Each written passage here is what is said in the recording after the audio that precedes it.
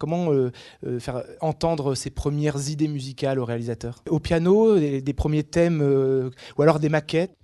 Parfois, je commence au piano, mais maintenant, je me suis dit que de moins en moins acceptent les réalisateurs cette manière de représenter la musique. Ils veulent presque toujours avoir quelque chose de plus concret qui est plus rapproché à ce qu'on va avoir pour le mixage quand on enregistre avec l'orchestre ou avec l'ensemble musical. Alors, je me suis dit pendant le travail sur Balcon sur la mer, il faut absolument que toi, tu commences à faire des maquettes. Alors, j'avais GarageBand et j'ai commencé à faire des maquettes. Et maintenant, je peux faire, mais ce n'est pas très impressionnant, mais je peux faire quand même des petites maquettes. Parfois, par exemple, si vous avez un instrumentaliste qui est très important pour le film, par exemple une guitare solo, c'est possible que le compositeur peut inviter ce musicien d'avoir un rendez-vous avec le filmmaker. Et dans ce cas-là, vous pourrez dire qu'il va jouer dans une telle manière, peut-être ces guitares électriques avec des effets spéciaux, je ne sais pas. Et comme ça, vous pourrez représenter des choses.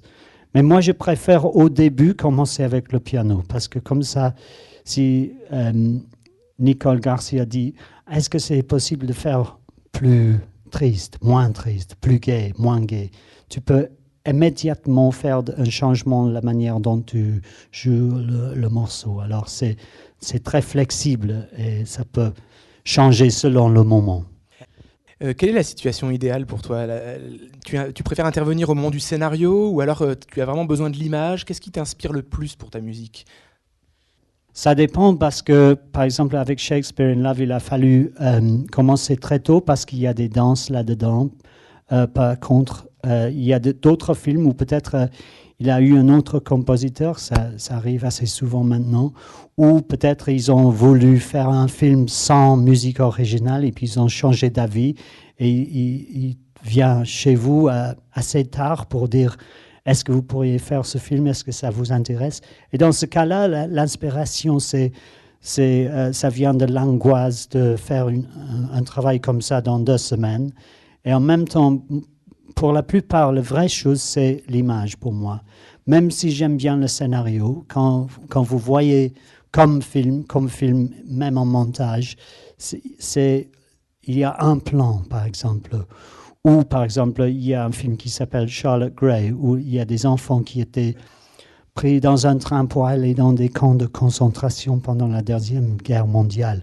Alors, j'étais là pendant le tournage et j'étais tellement frappé par ces images affreuses que ces enfants ont dû être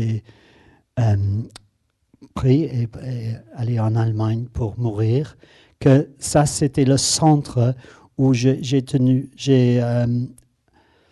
éprouvé un sentiment très fort et c'est à base de ça que j'ai pu commencer le travail sur le film. Alors, peut-être il y a un personnage où vous tombez presque amoureuse de cet personnage, ça peut pas être.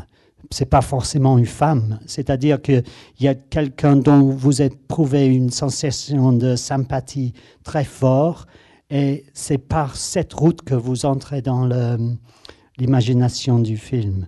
Mais par contre, à l'inverse, s'il n'y a rien dans le film qui t'inspire, ça peut être vraiment difficile. C'est comme, vous pourriez toujours faire des thèmes, mais c'est beaucoup plus difficile s'il n'y a rien qui te touche personnellement. Au cinéma, l'influence vient évidemment des images. Donc, paradoxalement, Stefan Warbeck a travaillé au théâtre. Donc, c'est vraiment un compositeur de scène.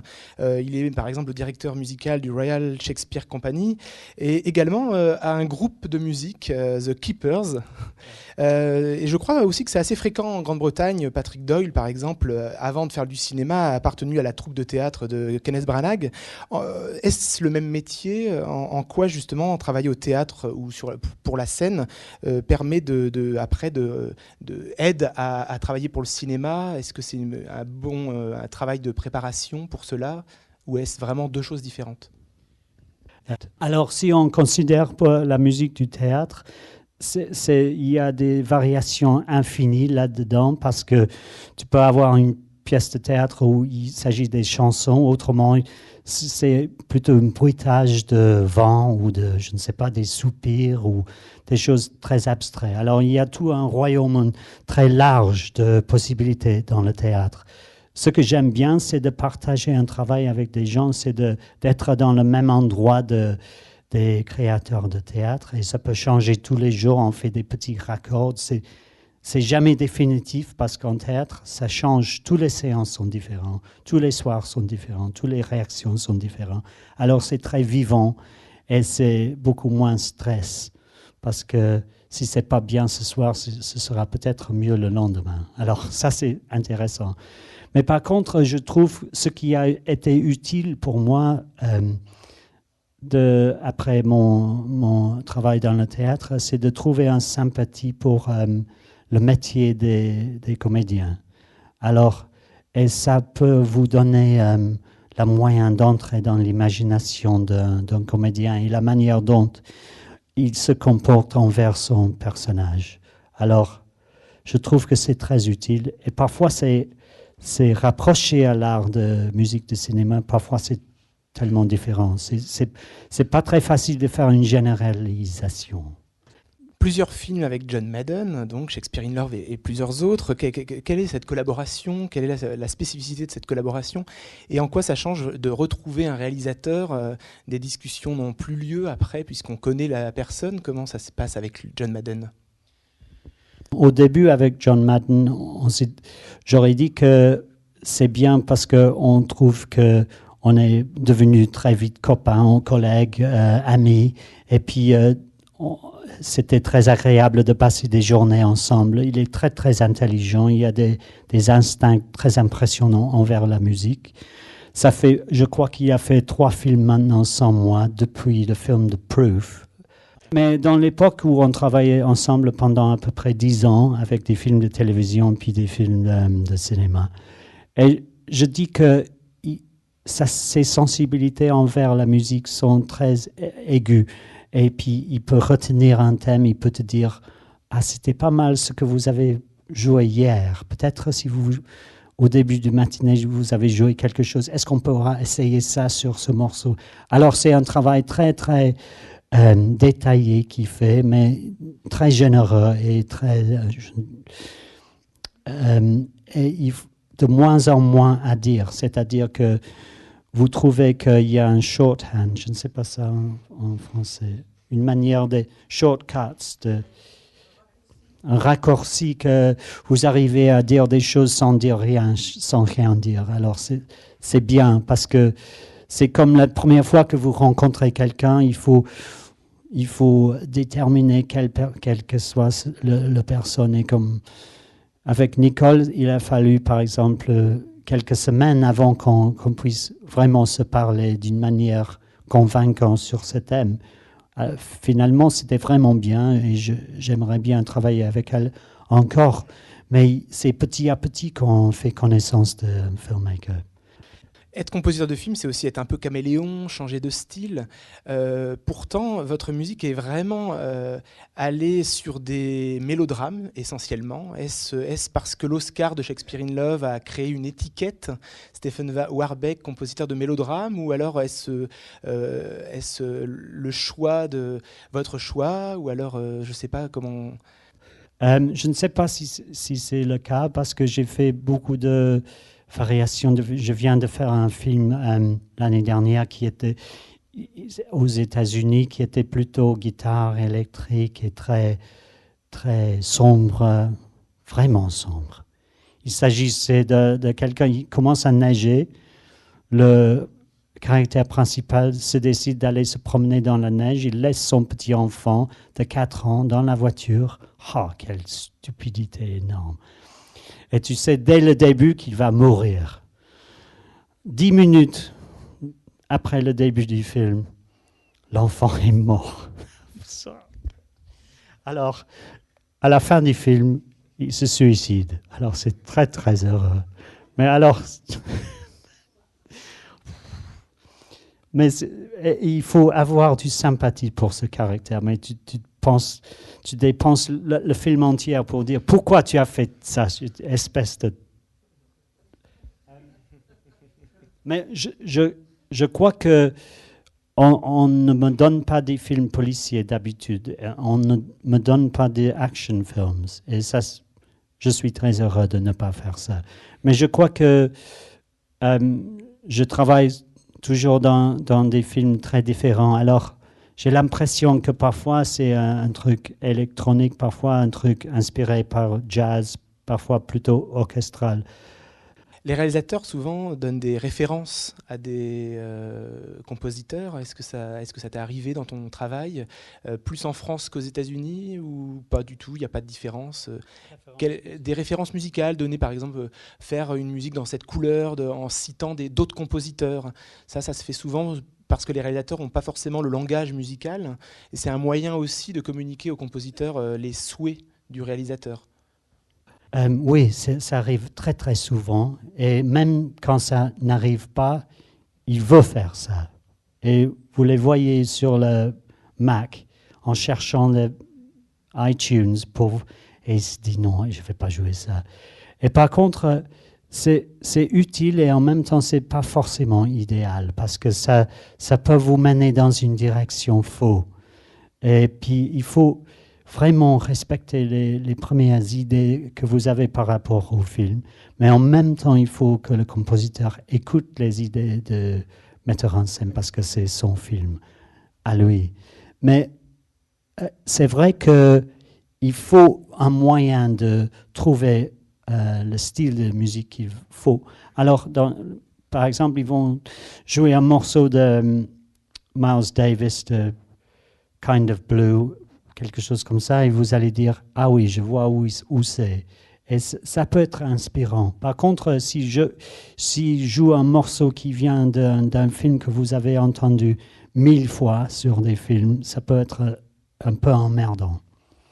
Je vois qu'un micro peut circuler dans la salle, donc vous pouvez poser des questions, soit sur un balcon sur la mer que vous venez de voir à chaud, ou alors sur le travail plus global.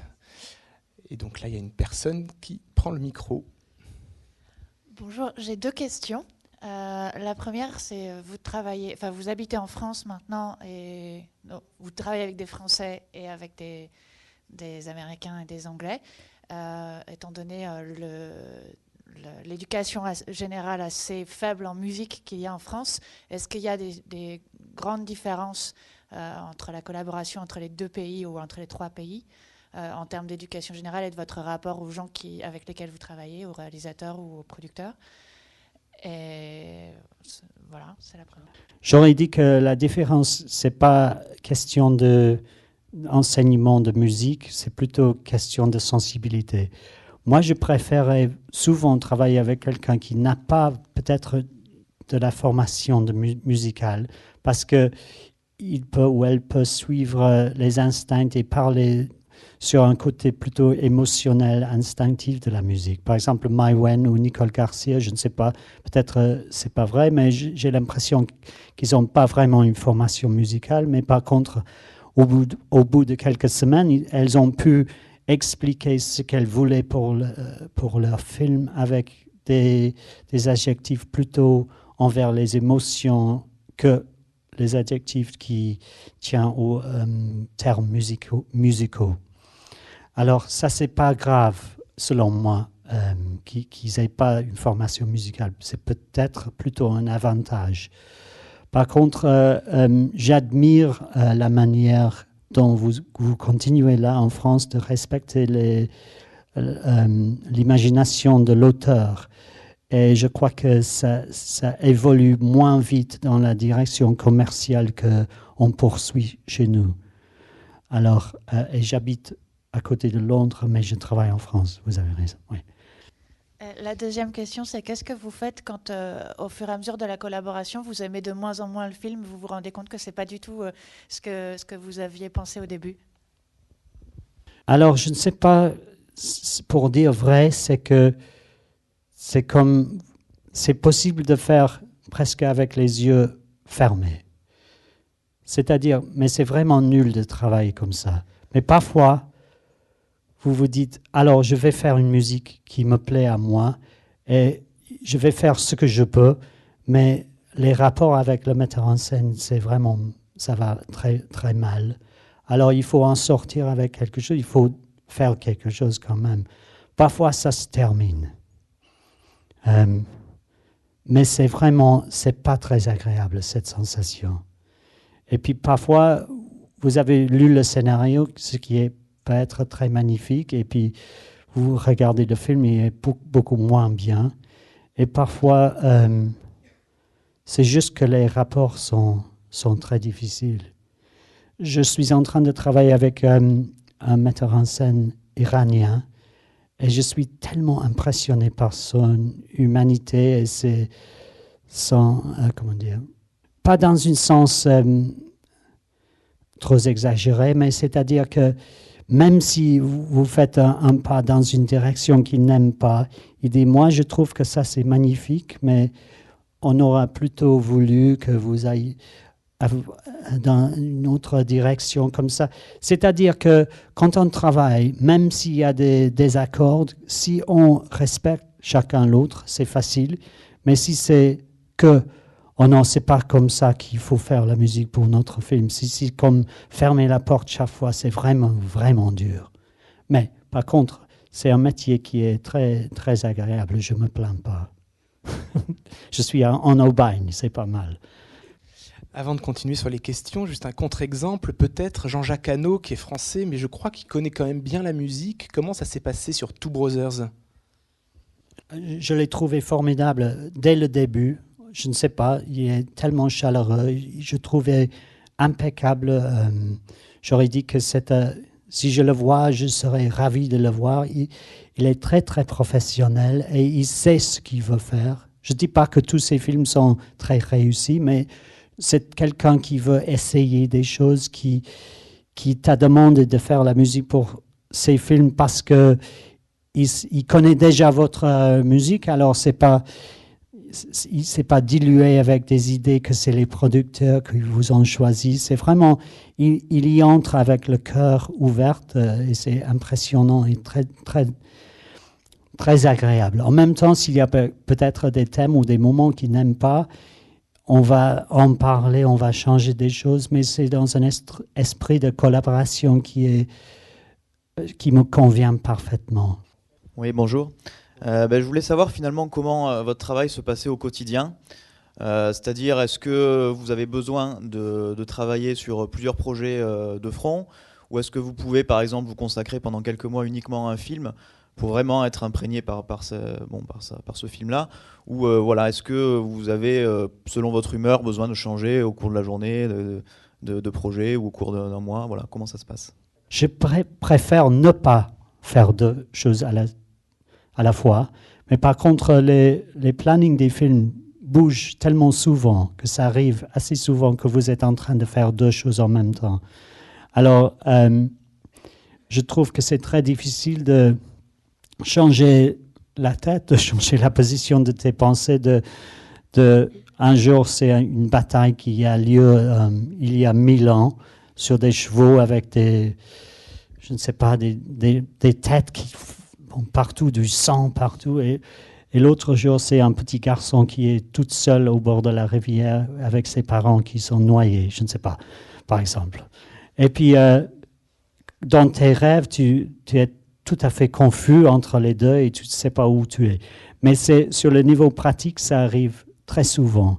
Et moi, j'essaie de ne pas faire deux choses dans la même journée. C'est-à-dire, je dis, aujourd'hui, je vais travailler sur ça et demain sur ça. Mais, je ne sais pas, c'est pas idéal. C'est mieux de faire un projet et puis un autre. Mais ça change souvent. Et je crois que la question est plus intéressante que la réponse. Excuse-moi. Il y a un métier qui existe aux États-Unis, je crois aussi en Angleterre, qui est le monteur musique et qui n'existe pas en France. Est-ce que c'était justement quelque chose qui t'a manqué dans le travail avec Maïwenn ou Nicole Garcia en France, ou c'est un métier, voilà, quel regard là-dessus ?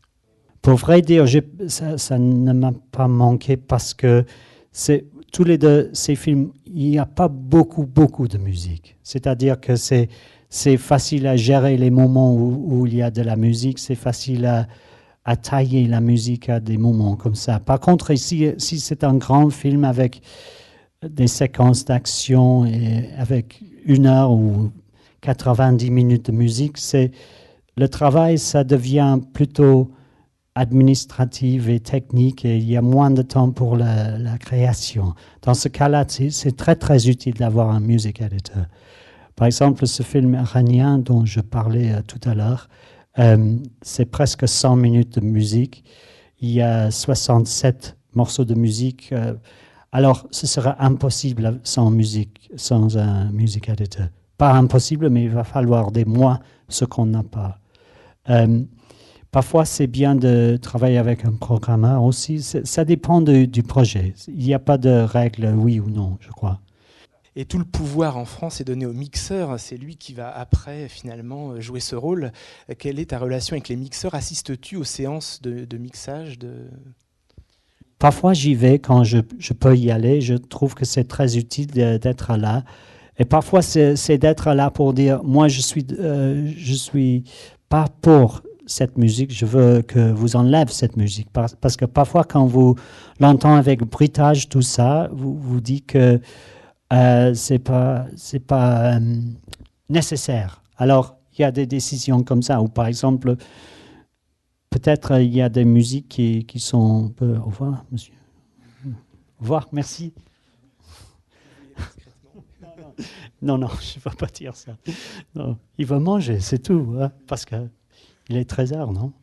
Il y a des réalisateurs qui ne veulent pas que le compositeur soit là pour le mixage, parce qu'ils ont peur que le compositeur va dire oh non, il faut jouer très fort, il faut que ce soit très important. Mais pour la plupart, on ne veut pas ça. On ne veut pas de la musique qui n'est pas nécessaire, parce que ça ne va pas nous aider dans le...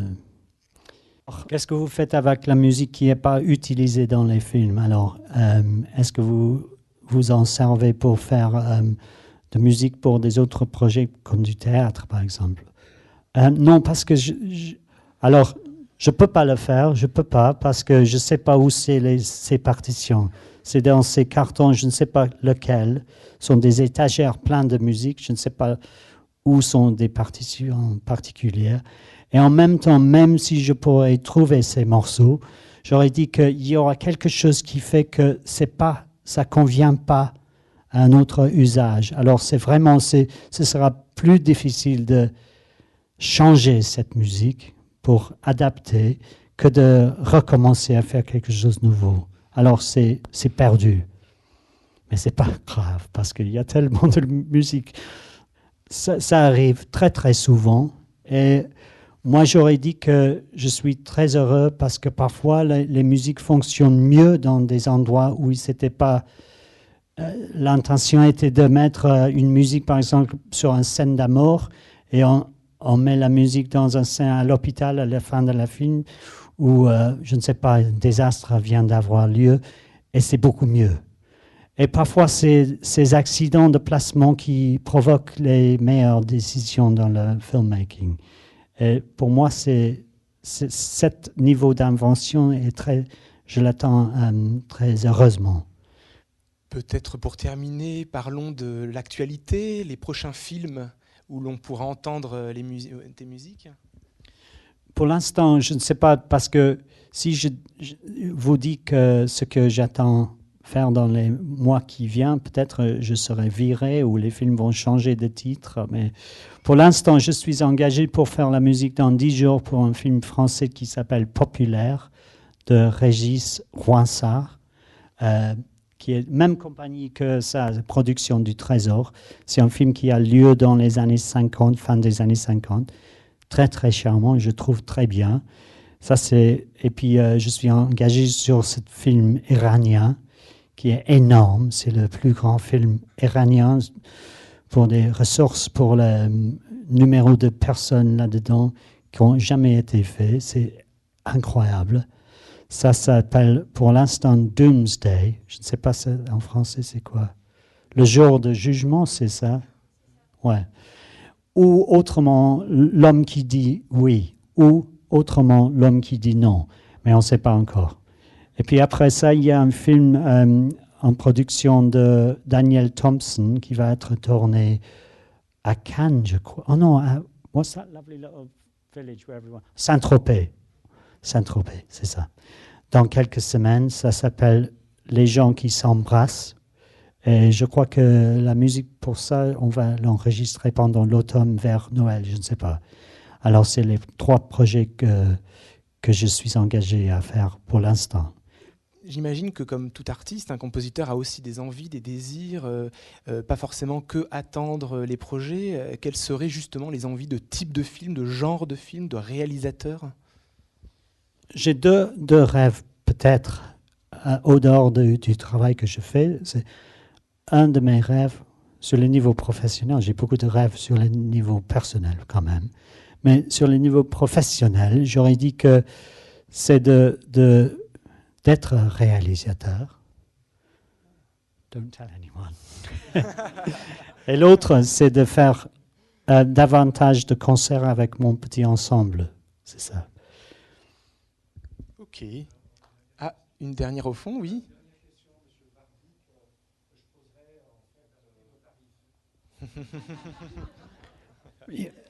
Oui. If somebody who is young and enthusiastic proposed, for example, a short, would you adapt your prices and enter into it with alacrity? Oui. Parce que je sais bien, j'ai fait des films pour... j'ai même fait un court-métrage où il fallait payer l'arrêt. Parce qu'elle a dit, il n'y a pas beaucoup d'argent. J'ai dit, combien? Elle a dit 15 pounds. Alors, ça, c'est à peu près 17 €. Et à la fin de la séance, j'ai dit, oh bon, moi, je vais payer les musiciens, d'accord? Parce que j'étais passionné, c'était passionnant. Et elle a dit à la fin, oh merde, j'ai pas de sous. Est-ce que tu peux me prêter 12 pounds pour un taxi? Quelque chose comme ça. Alors, c'était incroyable. Mais on a travaillé ensemble depuis et j'ai gagné un peu plus de ces autres films. Mais c'est sûr que vous allez travailler avec des gens qui vous inspirent. C'est pas que pour gagner l'argent, mais en même temps, c'est mon métier. Alors, j'adapte à toutes conditions, j'espère. Merci. Merci Stéphane pour ton travail, ton talent et ta sympathie.